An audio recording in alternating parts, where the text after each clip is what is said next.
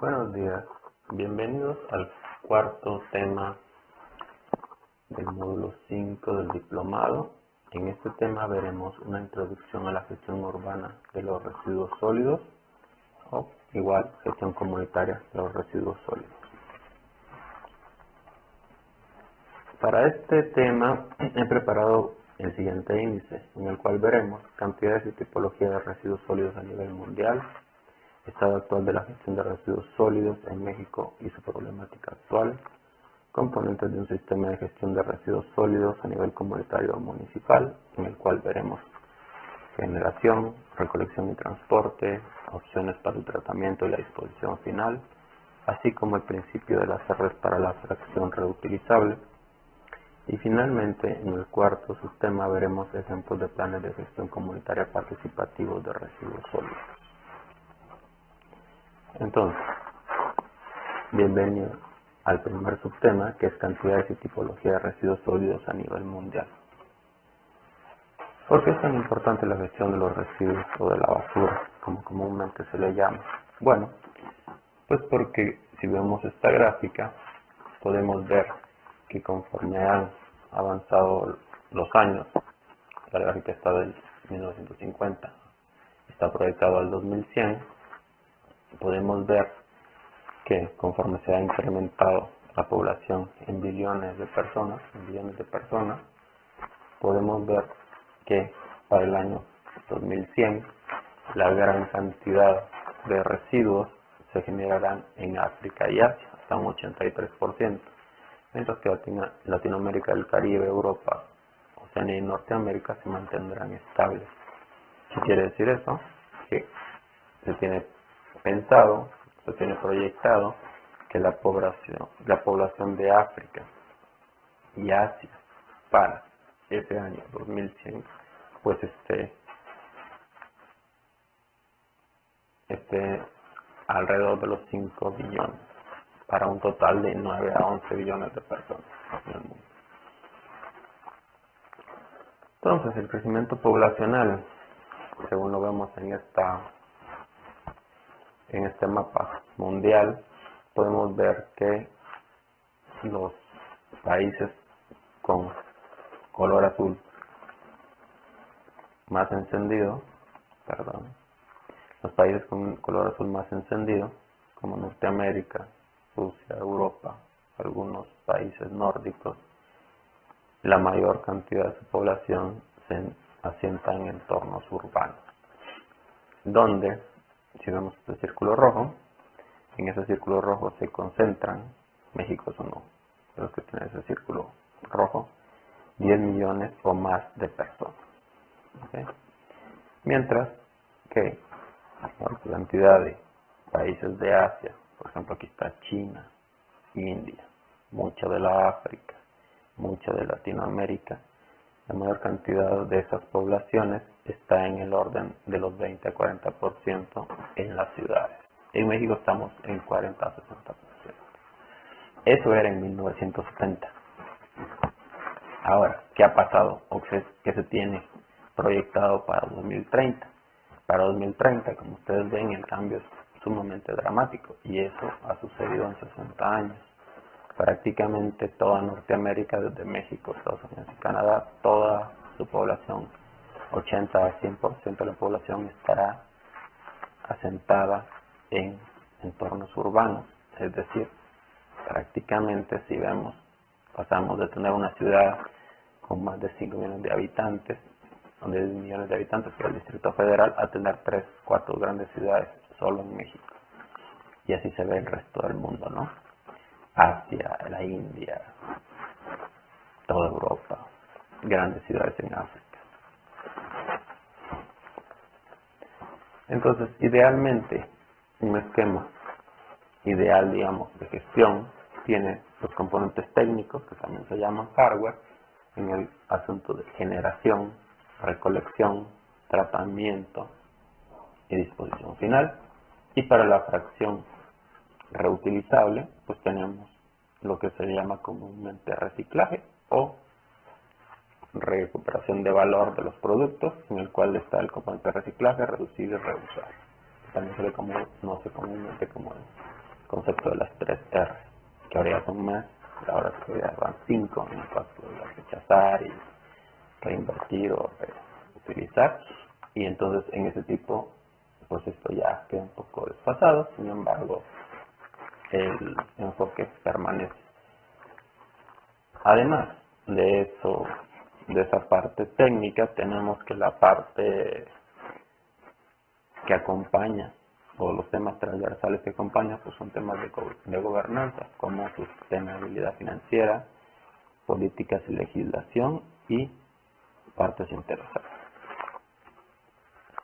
¿Todos generamos la misma cantidad de residuos? No, como vemos en el informe de la ONU que se llama The Waste del 2020, ahora ya está la versión 2, en el 2022 me parece. Podemos ver que los grandes países industrializados, Europa, Estados Unidos, Canadá prácticamente, y Australia, que es un satélite del Reino Unido, pues son los que más generan residuos.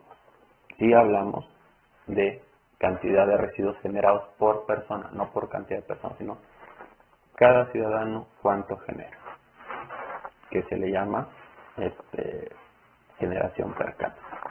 Así lo podemos ver en esta gráfica del mismo informe, donde se estima que entre menos ingresos económicos tiene una población, la generación de residuos es menor.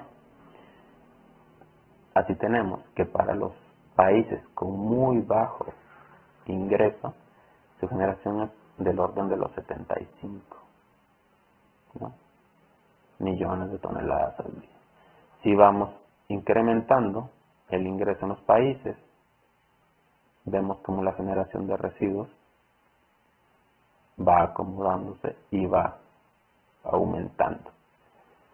Del lado azul oscuro tenemos la generación en 2010 y la proyectada al 2025 es el azul clarito. ¿Okay? Entonces ahí tenemos que entre más generas, entre más dinero tienes, más gastas y por ende más residuos generas, que es algo bastante inherente al sistema capitalista, en el cual se ha incentivado que uses y deseches. Mucha gente cambia su celular cada 6 meses, su sala cada 6 meses, sus electrodomésticos igual, siempre y cuando tengas la posibilidad económica de hacerlo, lo haces porque es como una muestra de estatus y una muestra de poder adquisitivo que tienes, que se convierte en un referente de estatus social, sobre todo para los países de medianos ingresos o muy altos ingresos. La composición de los residuos, así como la generación no es igual, la composición de los residuos también es distinta.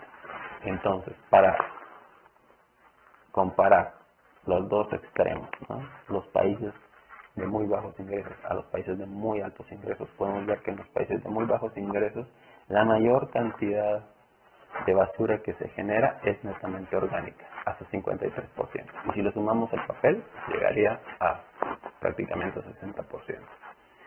Si vamos a los países de muy alto ingreso económico, pues tenemos que la fracción orgánica es solo 34%, el papel sube hasta 24%, pero que por ejemplo cosas como textiles, aquí hay un 1%, aquí hay un 3%, por ejemplo, ¿no?, metales 5, 4%, vidrio 6, 5%, plástico 12, 11%, comparado con los de muy bajo ingreso, prácticamente lo duplican o lo triplican en algunos de los componentes.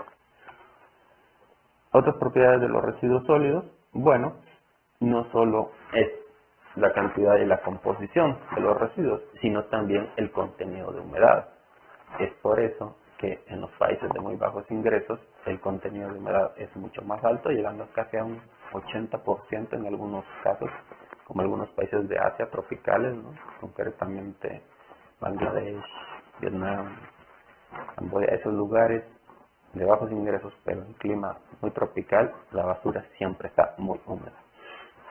Y en los países de muy alto ingreso y climas más nórdicos, como Suecia, Noruega, Alemania, Francia, ese tipo de lugares, su contenido de humedad de la basura es del 20 al 30%.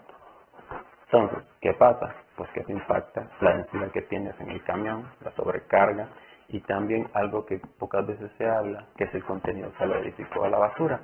Entre más humedad tienes, entre más agua tienes en la basura, pues menos es el contenido calorífico. Es por eso que cuando me preguntan como especialista qué tipo de tratamientos yo recomiendo para las fracciones orgánicas en climas tropicales, nunca hablo de incineración, porque es en esencia cuando ustedes ven que podemos llegar de un 40 hasta un 80% de contenido de humedad, eso que implicaría si optamos por una valoración calorífica de la basura, pues que tendríamos que estarle echando petróleo, combustible para que eso se lograra quemar, lo cual incrementaría las dioxinas en el ambiente y también el factor calorífico de la basura, lo cual definitivamente ya no sería rentable hablando económicamente.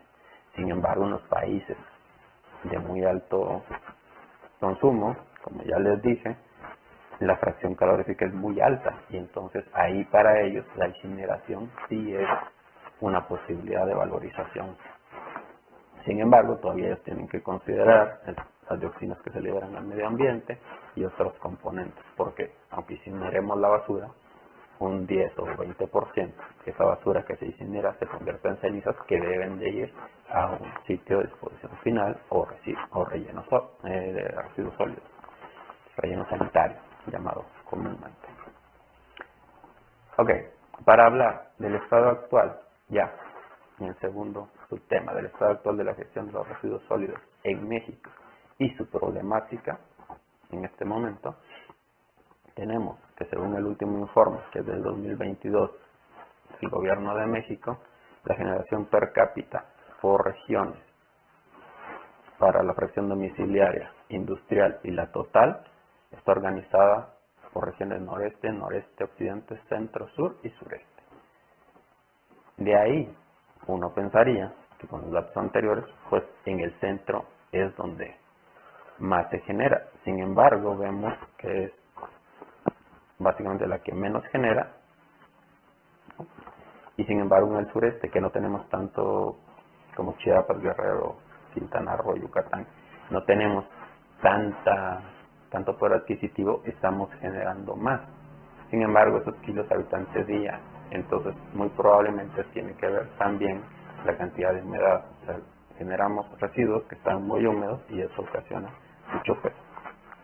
Solo para dejárselos ahí, que vayan contemplando esos temas. En cuanto a la generación per cápita por el tamaño municipio, vemos que aquí hay congruencia. Entre más grande es el municipio, más se genera. Y finalmente, por entidad federativa, por los estados, cuántas toneladas se generan por día. A nivel nacional estamos generando hasta 120.128 toneladas al día, de las cuales Chiapas genera 4.964. No somos el más alto, tampoco somos el más bajo. El más bajo tendría que ser Baja California Sur, con 737 toneladas, ¿no? O Colima, con 743. Y el más alto podría ser el Estado de México, con 16.739 toneladas. ¿Cierto? Finalmente, ¿cómo están compuestos nuestros residuos según este informe de gobierno? Que igual se los voy a poner en la parte de bibliografía correspondiente a esta unidad. Pues aquí tenemos todas las distintas composiciones, ¿no?